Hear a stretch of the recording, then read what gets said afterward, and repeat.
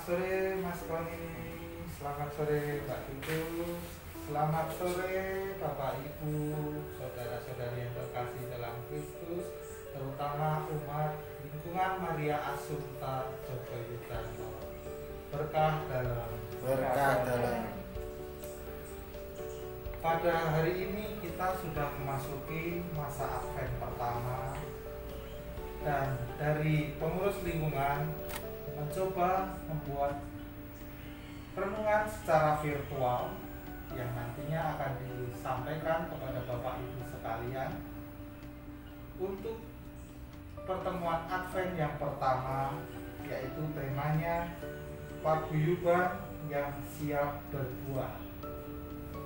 Pada sore hari ini akan diwakili oleh bidang pewartaan lingkungan, yaitu Mas Koni, salah satu perwakilan dari umat oleh Mbak Titus, dan pengurus lingkungan saya sendiri sebagai ketua lingkungan.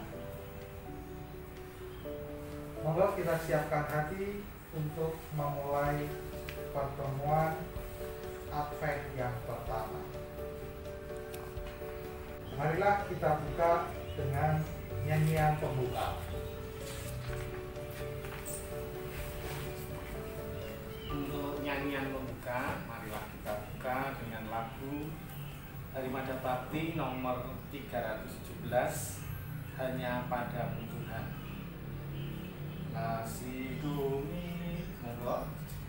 Ketika badai melanda hidupku, ku berlindung padamu Tuhan. Apabila ombak menimpa jalanku, ku bersandar padamu Tuhan.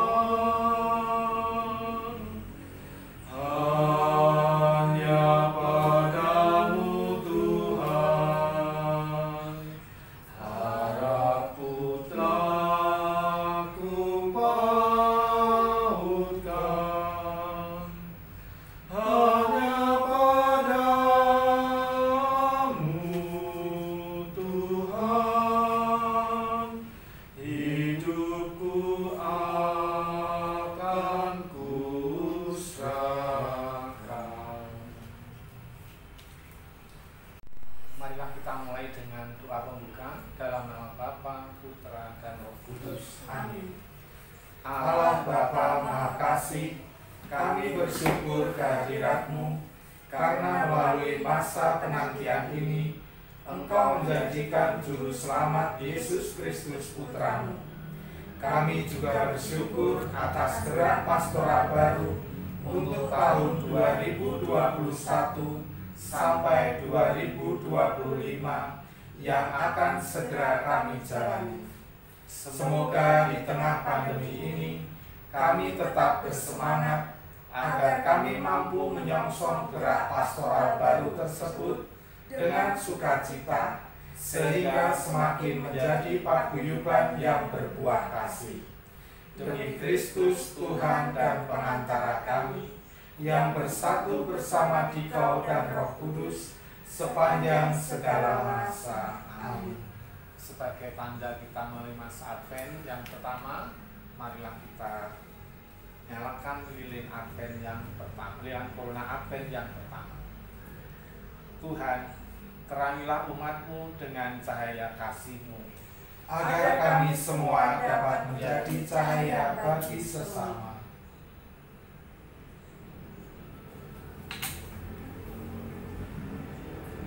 Ya Bapa, berbelas kasihlah kepada kami para hamba-Mu yang merindukan Putra-Mu, cahaya kehidupan sejati. Nyalakanlah harapan kami yang gelap ini akan kehadiran Putra-Mu yang menjadi penerang bagi hidup kami. Bagaikan lilin yang semakin terang, demikianlah kami mohon agar hidup kami semakin diterangi oleh kehadiran Kristus.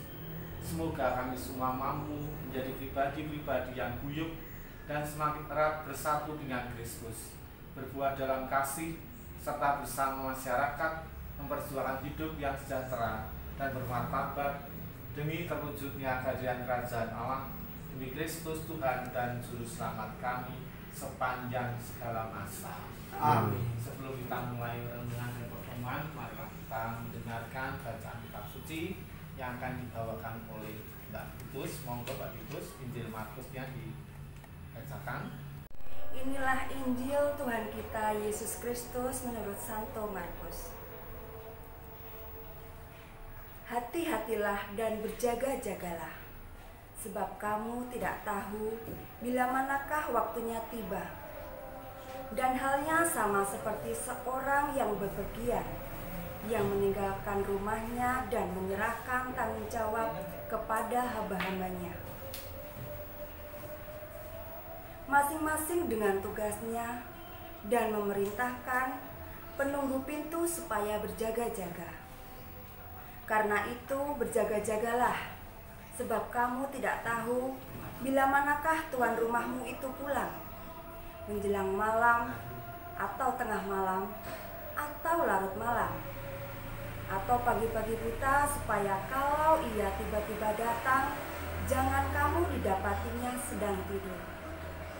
Apa yang kukatakan kepada kamu, kukatakan kepada semua orang, berjaga-jagalah.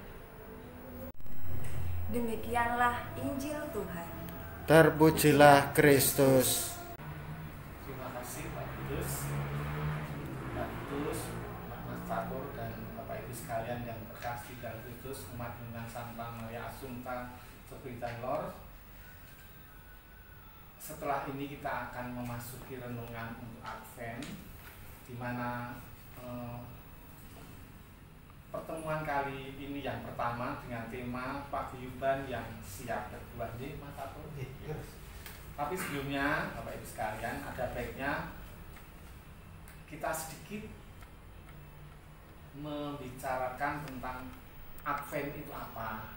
Advent adalah masa penantian kedatangan Tuhan kita Yesus Kristus. Berbeda dengan tahun-tahun yang lalu, tahun ini secara fisik tidak tampak semarak karena adanya pandemi, tetapi justru itu akan semakin membuat kita menyadari betapa keheningan atau keprihatinan itu akan semakin membuat kita menyadari betapa kedatangan Tuhan itu sungguh-sungguh menjadi penantian untuk kita semua. Seperti tahun-tahun yang lalu, masa Advent ini dibagi dengan 4 tahap, di mana tahap yang pertama adalah dengan tema paguyuban yang siap berbuah. Yang kedua, tinggal dalam Kristus akan menghasilkan buah. Yang ketiga, dipilih untuk menghasilkan buah. Yang keempat, mengembangkan paguyuban yang berbuah kasih. Bapak Ibu sekalian, Mas Fatur dan Mbak Titus, kebetulan juga pada saat ini kita akan memulai arah dasar Keuskupan Agung Semarang yang baru, yang akan berlaku tahun 2021 sampai 2025. Arah dasar Keuskupan itu seperti apa? Nanti saya minta Mas Fatur untuk membacakannya dan kita mendengarkan dengan baik agar itu menjadi dasar bagi kita untuk perjalanan kita ke depan. Monggo Mas Fatur. Terima kasih Mas Koni. Saya akan membacakan arah dasar 2021 sampai dengan 2025. Umat Allah Keuskupan Agung Semarang sebagai persekutuan paguyuban-paguyuban murid Kristus dalam bimbingan Roh Kudus bertekad semakin erat bersatu dengan Kristus, berbuah dalam kasih, dan bersama masyarakat memperjuangkan hidup yang sejahtera dan bermartabat demi terwujudnya peradaban kasih, tanda kehadiran kerajaan Allah. Saat ini masyarakat Indonesia terus berjuang mewujudkan tatanan baru kehidupan dalam berbagai bidang, terutama untuk mengusahakan kesejahteraan yang berkeadilan, demokrasi yang partisipatif, dan relasi sosial yang bermartabat. Dalam kesatuan dengan gerak masyarakat tersebut, umat Allah Keuskupan Agung Semarang secara khusus juga terus berjuang meningkatkan dan mempertanggungjawabkan pengetahuan, penghayatan, pengungkapan, perwujudan, serta kesaksian iman agar semakin beriman cerdas, tangguh, misioner, dan dialogis.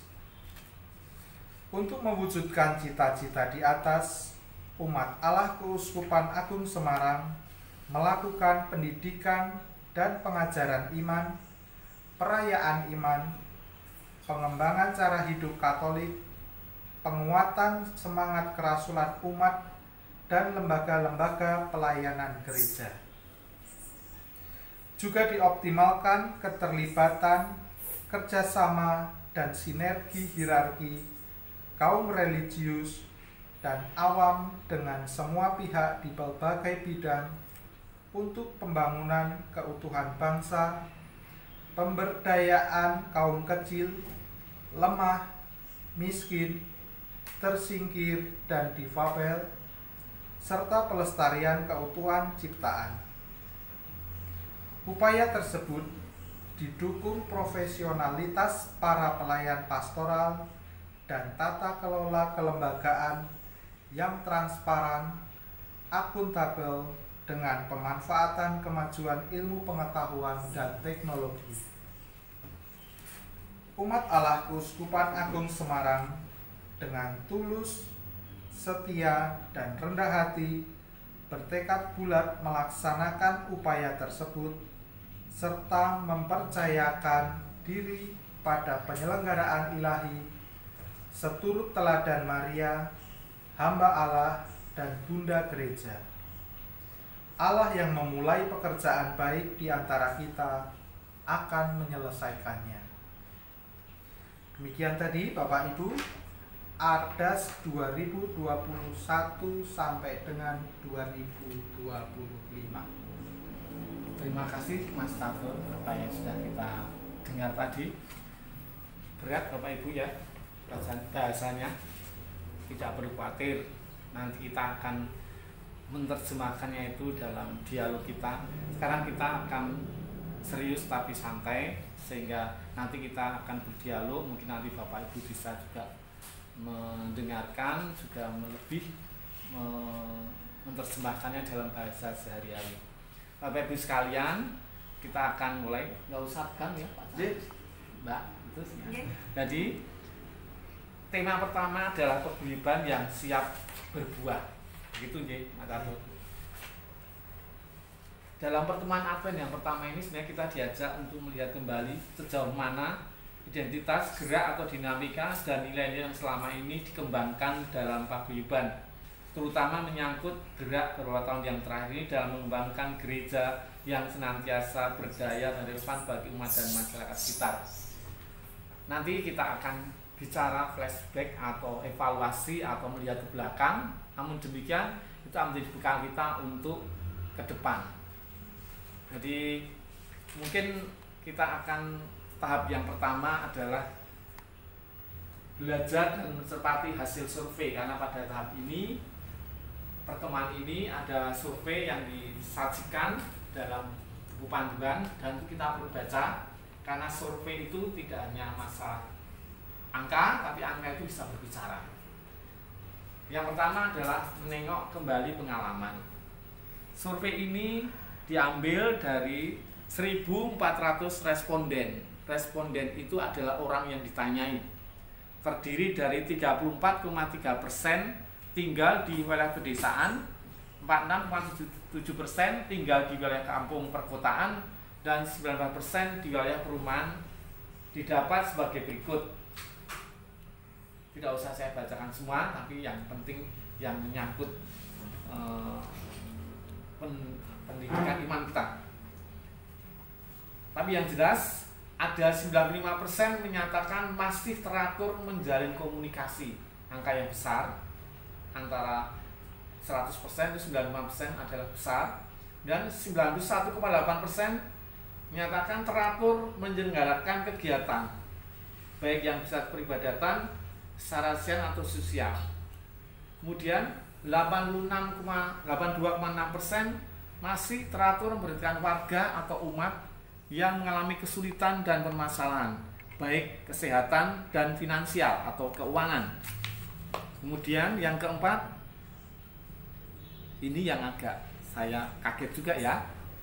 54,4% menyatakan bahwa umat di lingkungan selama ini masih teratur mendukung pendidikan iman baik liturgis maupun non liturgis. Tetapi ada 43% responden yang menyatakan bahwa perhatian kepada iman tidak teratur, bahkan 2,6% menyatakan tidak ada. Padahal kita kan paguyuban iman, ya kok malah yang di ini yang paling penting kok malah cuma 50-50, kan justru ini malah ya benar. 62,3% teratur mendukung kegiatan-kegiatan keakraban, masih lumayan. 56% teratur berusaha memberdayakan pribadi dan perkembangan bersama. Ini sedikit mengecewakan juga. Kemudian itu tadi mengenai daya guyub, artinya daya guyub lingkungan. Kemudian yang kedua, survei mengenai daya ubah lingkungan. Ditanyakan kepada 2.135 responden, terdiri dari 36,3% tinggal di wilayah pedesaan, 42,9% tinggal di wilayah kampung perkotaan, dan 20,8% di wilayah perumahan. Di 8 data yang bisa dibaca, 81,6% aktif kegiatan internal maupun eksternal. Kemudian jumlah itu juga cukup yang tinggi jumlahnya. 65,7% aktif mengembangkan iman yang cerdas, tangguh, dan misioner dengan berbagai cara.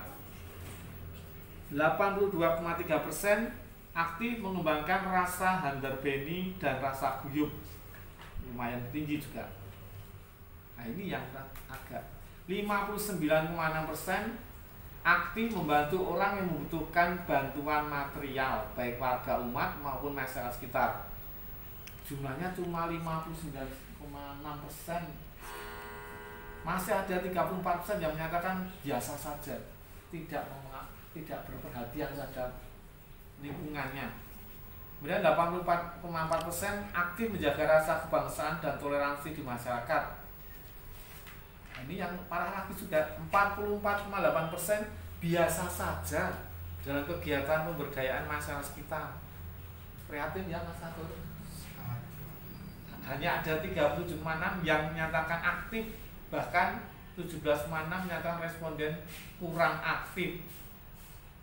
Berdasarkan survei secara mengenai daya guyub dan daya ubah lingkungan tersebut, terlihat bahwa lingkungan masih kurang dalam upaya pemberdayaan baik lingkungan sendiri maupun masyarakat sekitar. Lingkungan pun terlihat masih kurang dalam perhatian pada bantuan material masyarakat sekitarnya serta perhatian pada pendidikan iman. Hal ini terlihat dari angka yang hampir mendekati separuh dari kesan biasa saja. Tadi ada 43%. Gimana Pak Catur, Mbak? Terima kasih Mas Koni.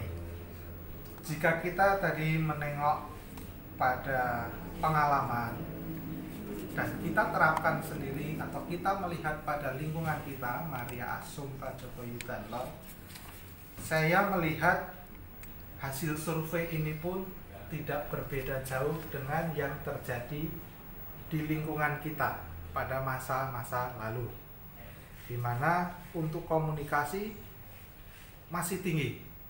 Tetapi untuk yang poin penting tadi, teratur mendukung pendidikan iman, di mana hasil surveinya cuma 54%, dan itu pun juga bahkan di lingkungan kita saya merasa lebih rendah ya, dibandingkan 54% itu. Ya. Guyubnya oke, juara, tetapi untuk pendidikan iman, terus tadi ada memberdayakan pribadi dan perkembangan bersama, itu yang masih sangat kurang. Nah, untuk survei yang kedua tadi tentang daya ubah lingkungan,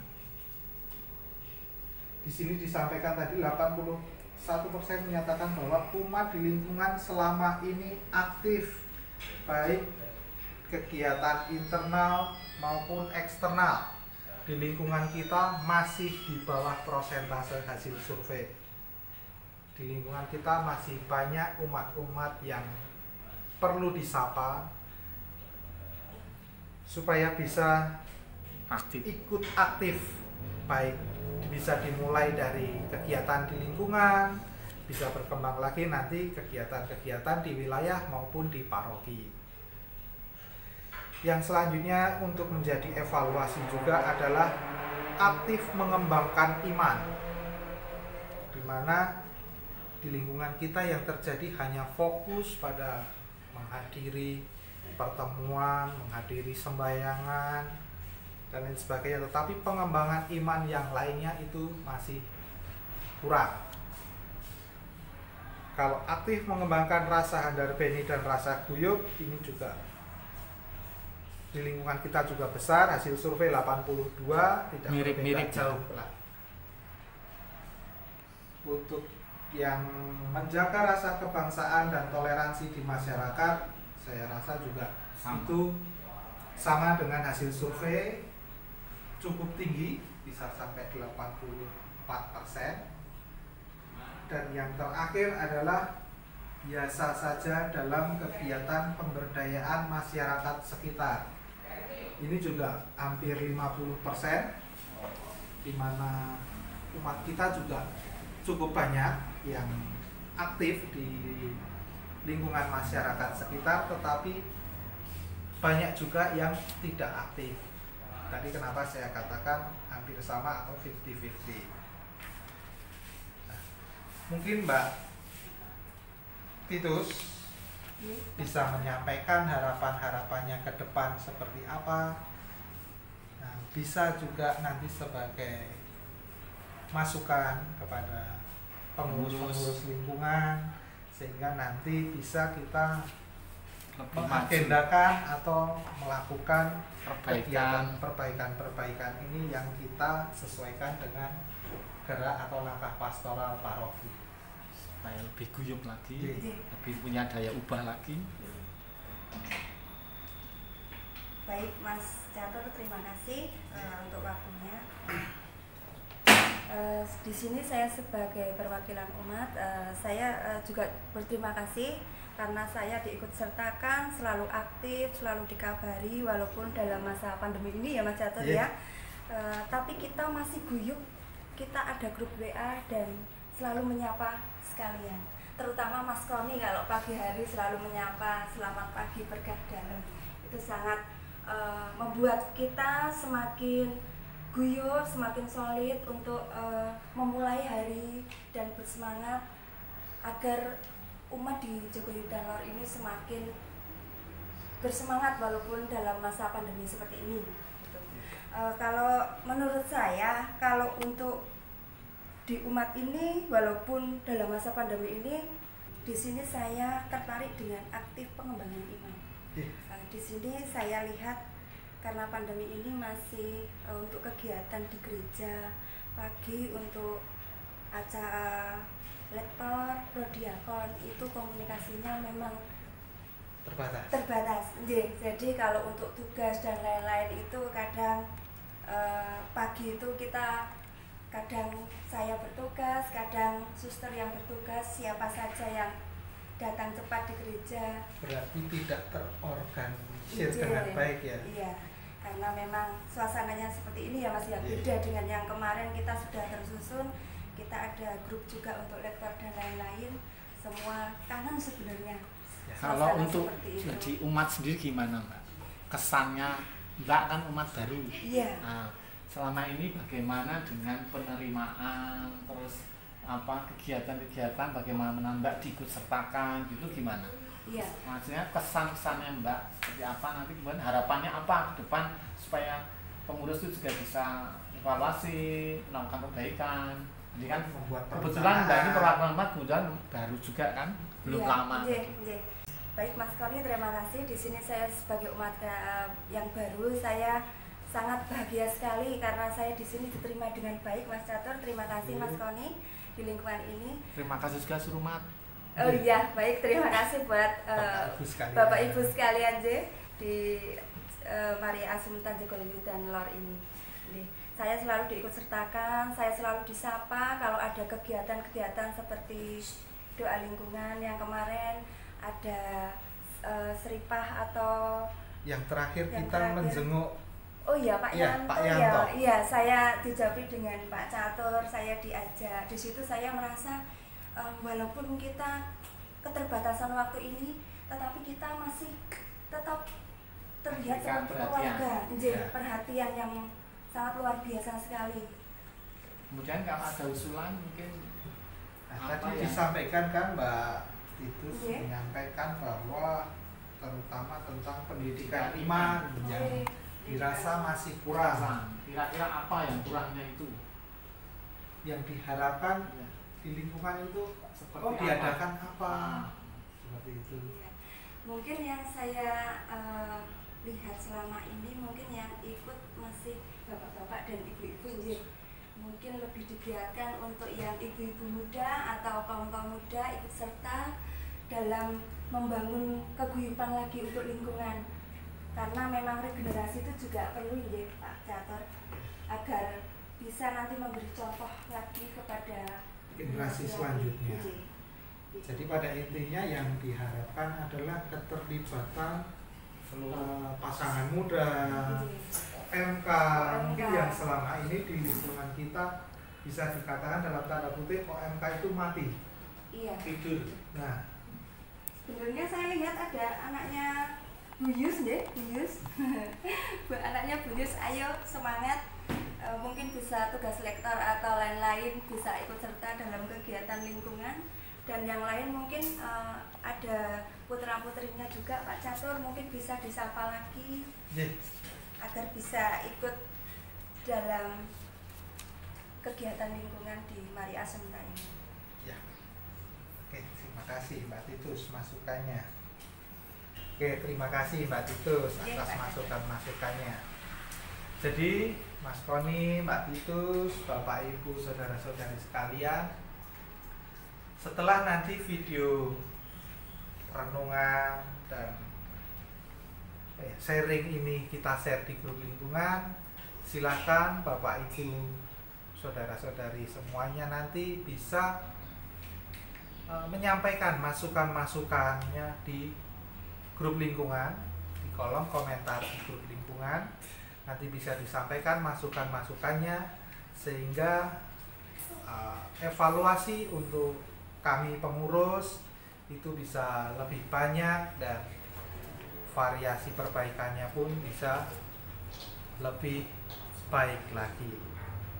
Moga Mas Koni kita teruskan. Ya, Bapak Ibu sekalian, kalau tadi kita sudah bicara tentang survei, sekarang kita kembali ke pendidikan iman, yaitu dengan cara kita akan merefleksikan Injil pada hari ini, Injil Markus.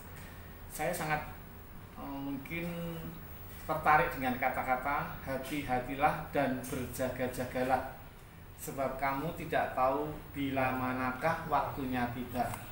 Apa yang terbayang dulu Mbak Titus?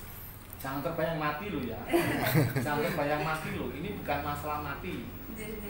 Termasuk di sini kenapa kita mengatakan berjaga-jagalah. Berjaga-jagalah itu kalau bahasanya keren, menjaga momentum. Artinya apa? Bahwa kita ini sedang berjaga-jaga menantikan kedatangan penebus kita, Tuhan Yesus Kristus. Jadi mohon maaf ya umat, jangan langsung kalau berjaga-jaga waktunya tiba itu kita waktu mati, bukan. Konotasinya mati, bukan. Ini masalah berjaga-jaga, kita menjaga, mempersiapkan diri sebaik-baiknya akan kedatangan Juru Selamat kita. Walaupun ini pandemi, tidak semeriah biasanya, tapi justru ini suatu keuntungan bagi kita melihat ke dalam. Artinya bahwa selama ini kita, kalau selama ini yang namanya Advent itu di toko-toko sudah terlihat biasa Natal, pohon Natal di rumah. sekarang kita kembali kepada diri kita sendiri, mempersiapkan secara batin karena adanya pandemi ini. Jadi memang pandemi itu selain juga membawa bencana, juga membawa berkah bagi pendidikan iman kita. Bacaan Injil tadi bukan sekedar kita menantikan akhir zaman, melainkan mengajak kita mempersiapkan diri mengembangkan tindakan iman kita. Nah tadi Mbak Titus pendidikan iman, nah ini mengembangkan tindakan iman kita, di mana kita dalam masa Advent ini memupuk iman kita, mempersiapkan diri kita, iman kita dengan lebih banyak melakukan doa atau juga renungan-renungan, membaca Injil, sehingga kita tadi seperti tadi katakan menjaga momentum. Jadi istilahnya kita ini tetap menjaga diri kita agar selalu dalam situasi di mana kita ini menantikan kedatangan Tuhan kita Yesus Kristus. Hidup rohani kita terjaga, hidup rohani kita dipersiapkan sehingga kita bisa kalau nanti pas hari raya Natal kita bisa bertanggung jawab atas persiapan iman kita dan kita benar-benar menyatakan diri bahwa kita siap menerima kedatangan Tuhan Yesus Kristus. Jadi masa Advent ini digunakan untuk mempersiapkan segala macam hal, baik duniawi maupun rohani. Tetapi karena kita paguyuban iman, tentunya titik beratnya ke rohani ya. Boleh juga pasang pohon Natal, boleh juga pasang pernik-pernik Natal, boleh juga memakai mengerjakan baju baru. Tapi kalau masa pandemi saya kira beda ya, kita lebih hal yang sederhana.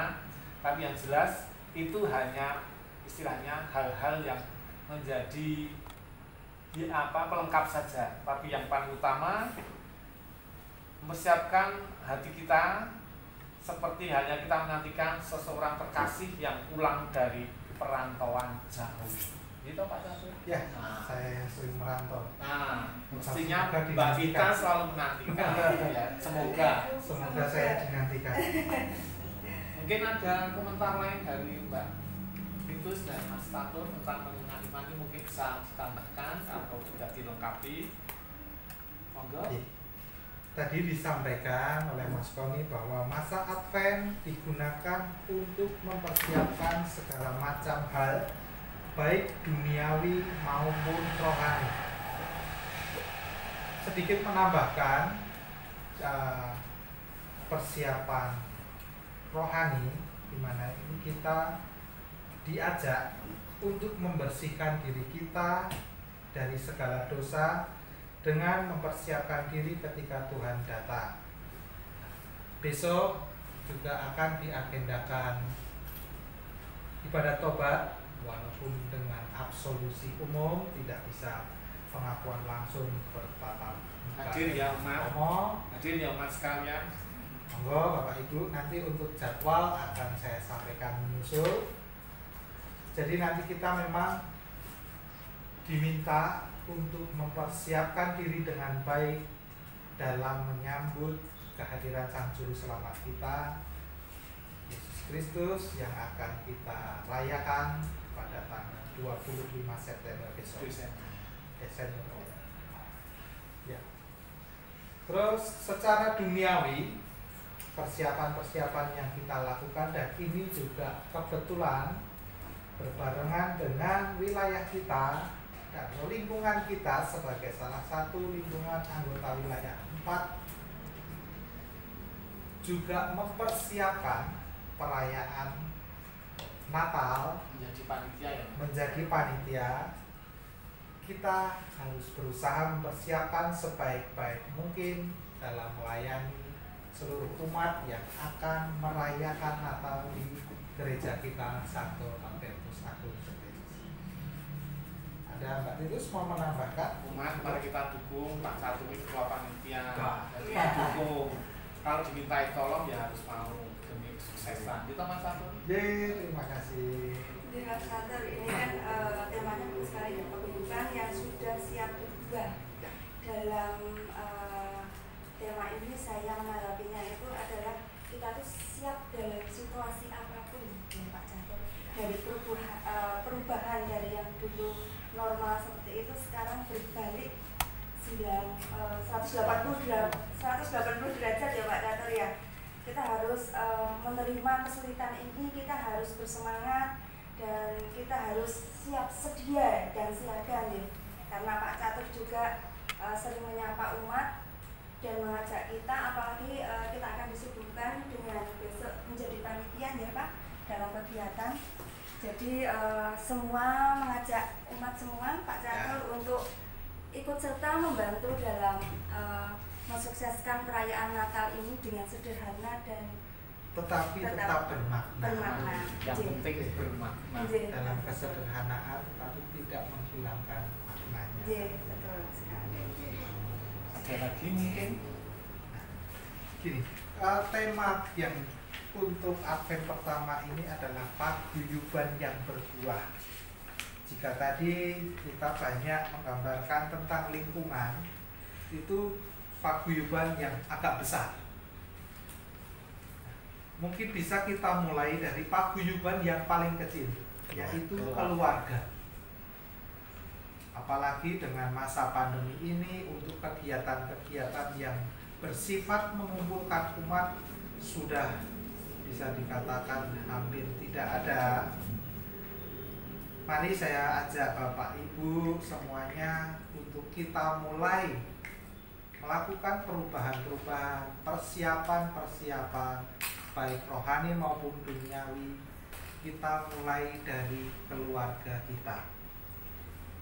Setuju sekali Mas Catur, karena memang karena keterbatasan karena adanya pandemi ini, makanya sekarang fokusnya kita adalah kembali kepada keluarga. Bapak, Ibu, dan anak sekalian, kita fokus untuk mempersiapkan diri kita, karena kita tidak bisa berkumpul, ya kita bisa saling menguatkan dalam satu lingkungan keluarga. Seperti tadi Mas Catur, paguyuban yang paling kecil. Jangan sampai kita kehilangan kesempatan untuk mempersiapkan diri walaupun dengan alasan tidak diajak berkumpul pertemuan Advent. Ini kita semua harus memahami bahwa memang seperti itu kondisinya.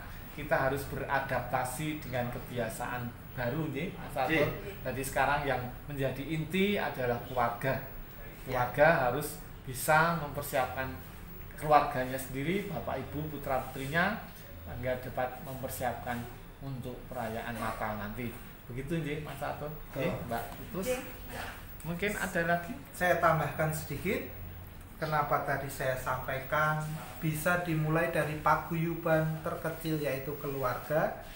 Karena nanti ketika segala persiapan rohani dan duniawi, ketika di keluarga sudah dimulai, keluarga sudah baik, pasti nanti di lingkungan juga akan menjadi baik. Amin. Lingkungan sudah menjadi baik, secara wilayah pasti akan menjadi lebih baik. Amin. Amin. Wilayah lebih baik, nanti satu paroki pasti akan menjadi lebih baik. Amin.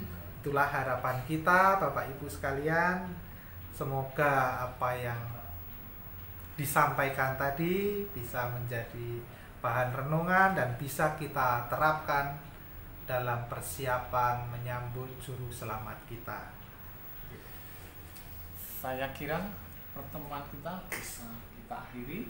Bapak Ibu, Mas kalian Sankta Maria Assumpta lingkungan Jogja dan Lor, kita semua sudah tadi berbicara panjang lebar.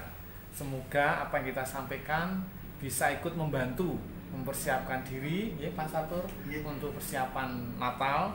Seperti tadi diingatkan Pak Catur sebagai ketua lingkungan, yang terpenting sekarang keluarga, karena memang untuk lingkungan karena pandemi ini belum bisa, sehingga kita keluarga harus mempersiapkan diri sebaik-baiknya untuk perayaan Natal. Bapak Ibu sekalian, terima kasih atas perhatiannya. Sebelum kita tutup, marilah kita hening sejenak untuk merenungkan apa tadi yang sudah kita bicarakan, dan nanti kita akan satukan doa-doa kita dengan doa Bapa Kami. Marilah kita hening sejenak.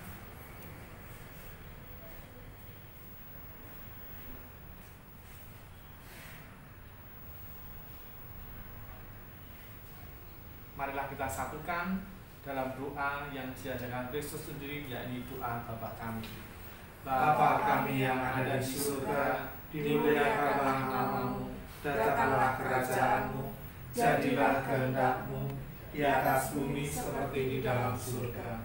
Berilah kami rezeki pada hari ini, dan ampunilah kesalahan kami, seperti kami pun mengampuni yang bersalah kepada kami. Dan janganlah masukkan kami ke dalam pencobaan, tetapi bebaskanlah kami dari yang jahat. Marilah kita tunduk bersama dengan doa untuk kita berjalan bersama-sama. Allah Maha Kasih, kami bersyukur karena hari ini Engkau telah membawa kami menyambut arah dasar Keuskupan Agung Semarang yang baru. Semoga kami senantiasa bersiap dan mampu membangun gereja yang bersama masyarakat memperjuangkan hidup sejahtera dan bermartabat demi terwujudnya peradaban kasih, tanda kehadiran kerajaan-Mu.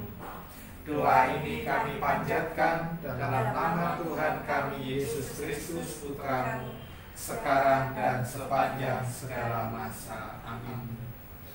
Bapak Ibu sekalian, sebelum kita tutup, kami bertiga mengucapkan terima kasih atas perhatiannya, dan kami bertiga juga mengingatkan untuk kita tetap ketat menjalankan protokol kesehatan, memakai masker, mencuci tangan, sering mencuci tangan, dan menjaga jarak supaya kita semua selamat seperti selalu didoakan oleh Romo Paman, sehingga kita semua nanti bisa merayakan Natal dengan baik bersama-sama dengan seluruh keluarga.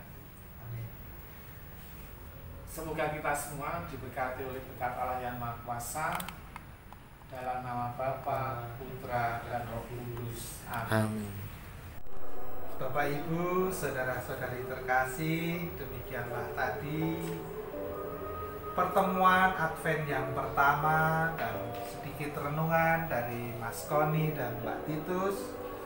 Semoga apa yang disampaikan tadi bisa menjadi pencerahan untuk Bapak Ibu, saudara-saudari sekalian, dan bisa kita terapkan mulai dari hari ini. Terima kasih Mas Koni atas kesediaan waktunya.